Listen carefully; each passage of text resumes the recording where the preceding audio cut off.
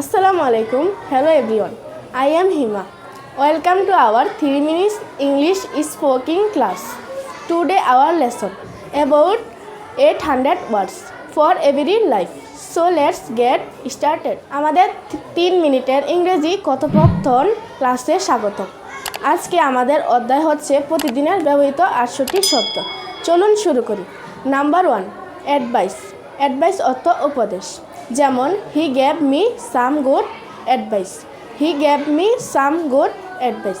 সে আমাকে কিছু ভালো উপদেশ দিয়েছিল। Number 2 abuse. এটার অর্থ হচ্ছে অপব্যবহার। যেমন the abuse of power should be stopped in our country. অর্থ আমাদের দেশের শক্তির অপব্যবহার বন্ধ করা উচিত। নাম্বার 3 রিটার্ন অর্থ ফিরা বা প্রত্যাবর্তন। যেমন I am waiting for his return. আমি তার ফিরে আসা বা প্রত্যাবর্তন এর জন্য অপেক্ষা করছি। নাম্বার 4 গেইন অর্থ অর্জন করা। যেমন the victory was a real gain to us. The victory was a real gain to আস।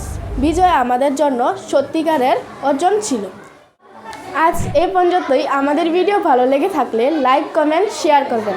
নতুন ভিডিও পেতে ইউটিউব চ্যানেলে সাবস্ক্রাইব করবেন।